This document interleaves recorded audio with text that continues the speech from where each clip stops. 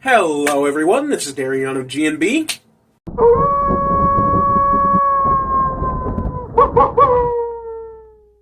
And today we'll be taking a look at Scream 3.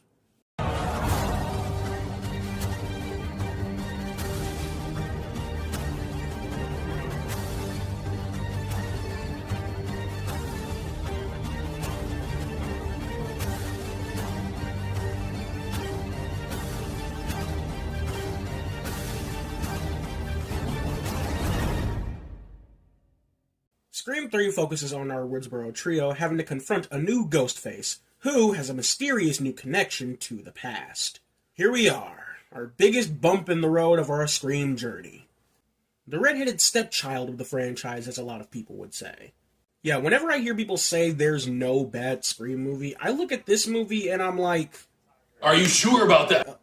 If I hadn't made it painfully obvious at this point, I am really not a fan of this movie. The writer of the previous films, Kevin Williamson, stepped away because he was too busy to write the story for this one, and fuck me does it show. Everything in this movie just feels significantly off compared to the previous two films. The cast of characters are all boring as hell, the setting isn't really well utilized, and there is a lot of really contrived bullshit that I really can't get behind. The story this time around is definitely the weakest by far of the whole series. Now, one thing I'll say I do like is that the film takes place on the set of Stab 3. They took a little background element of the second film and made the main location of the sequel the setting for this installment, which I find to be very clever. But is it just me, or is the Hollywood setting just kinda boring? Like, there are only two scenes which it's properly utilized, and it's when one of the actresses hides in the rack of Ghostface costumes, and Sidney revisiting the homes of the first movie. But other than that, the setting of this film is very bland. Also, one of the big themes this time around is, of course, trilogies. The film takes place on the set of Stab 3. This is the third in what was planned to be the final installment, but obviously, that ain't the case. They try their damnedest to play the whole, oh, this is the ending, which means all bets are off, anyone can die, bullshit. Which, spoiler warning, none of the major characters we actually care about die, so that just felt pointless as hell. And I just generally think the meta-commentary was laid on a bit too thick this time around. Occasionally, it gets to a point where I expect one of these motherfuckers to up and pull the script for this very movie out of their ass. One thing I do find interesting is this movie deciding to go over Sidney's mother, Maureen's past. Maureen is a character that we never got to formally meet or be acquainted with before the events of the first movie, and a part of me is intrigued that this movie wanted to go this route. But another part of me feels that it's wholly unnecessary, because to me, I think we got enough backstory on Maureen to see how the events of this whole saga kicked off. So going back and trying to add more just feels a little, I don't know, pointless. But even if bringing in Maureen's past was needed, it unfortunately came at the cost of the movie being plagued with, frankly, a whole lot of stupid shit. Firstly, Maureen's ghost haunting Sidney's dreams was the funniest fucking thing I've seen come out of this franchise. I am not kidding. When I first watched this, I let out the nastiest fucking snicker because it looked so damn goofy. I don't entirely know what it is, but having the ghost of Sidney's dead mother haunt her dreams just feels a little out there for a franchise that has been pretty grounded in reality thus far. Oh, and the whole past coming back to haunt you bullshit that this movie tries to play around with, it's just dumb. That's what I'm referring to when I say they lay the meta on a bit too much, because it just feels forced. And while we're on the subject, I might as well talk about it before discussing characters individually. Jamie Kennedy's Randy cameo. This is probably one of the dumbest things I've seen in a movie. Randy's little sister, who we've heard abso-fucking-lutely nothing about, just so happens to visit the set of Stab 3 at the exact same time as Sidney does, just to give our trio a tape Randy recorded what is presumed to be mere hours before his death in Scream 2. Look, I'm all for suspending my disbelief for shit, but this? Nah. I can't really buy it. It's nice to see Randy one last time and for him to give a proper goodbye to the others, but this scene is just so awkwardly panned out and put together. It all feels like it's jammed together into the rest of the film for an obligatory gotta go over the rules scene.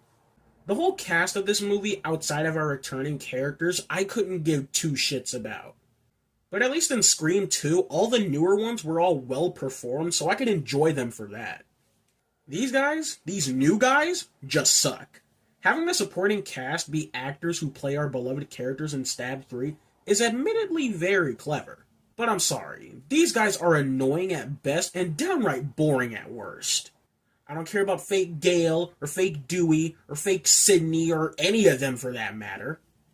Which is a big problem in your whodunit film, when I don't care for a single soul in this entire movie, so it doesn't mean a damn thing when not only anybody dies, but who the killer ultimately ends up being. And even our returning characters are a bit weak this time around. Sydney doesn't show up to be in the main part of the plot until about halfway through the movie. I will say, I do like how in the beginning we see Sydney has taken up helping women in distress. It is nice to see how due to her trauma she's inspired to help other women in need. It's cute.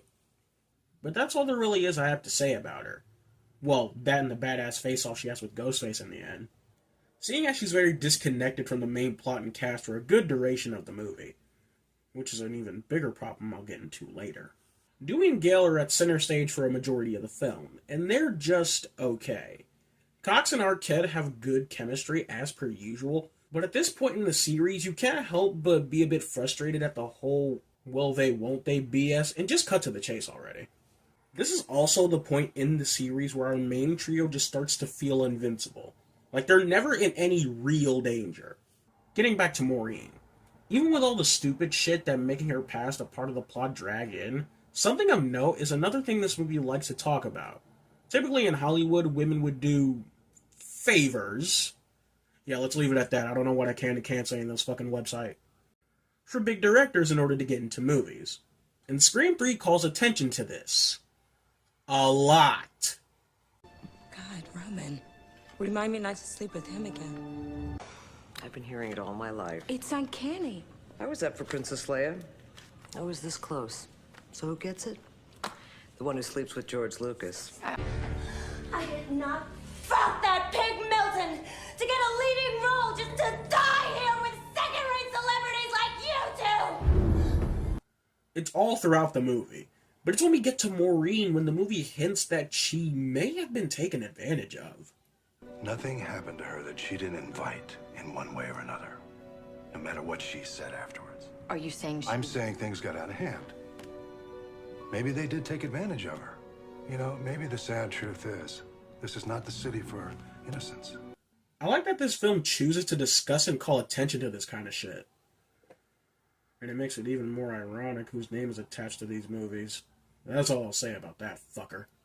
Now, let's talk about Ghostface, because there is a lot I have to say about our masked killer this time around.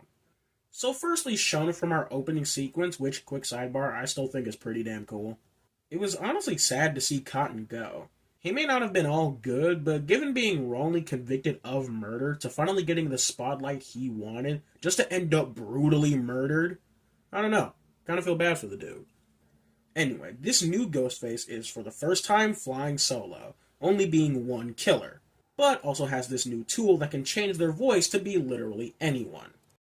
Now, I'm very mixed on this. It does push the envelope on the scares and mischunks amongst our cast, making for some really intense moments.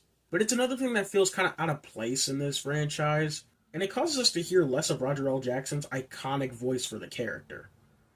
But let's get into the reveal. Our killer this time around is none other than... She shut me out in the cold forever. Her own son.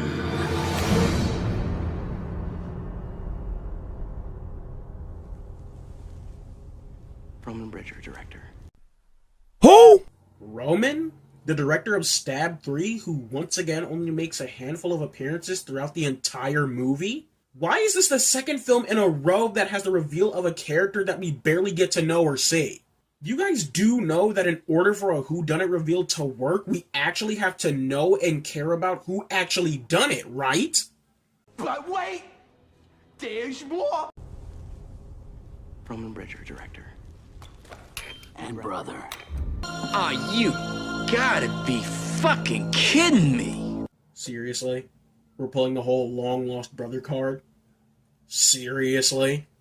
Yeah, so, apparently, far before the events of Scream 1, hell, long before Maureen met Sydney's father, Maureen was with another man who together bore a son, that being Roman. Later on, she fled back to Woodsboro and eventually got together with Sidney's father, therefore making Roman the half-brother of Sidney Prescott. Now, once again, we gotta go over the motive, so strap in, because this is about to get very convoluted. So, prior to the events of Scream 1, Roman managed to track down Maureen in order to reconnect with her, but Maureen, wanting to distance herself from her life in Hollywood, completely closed Roman out.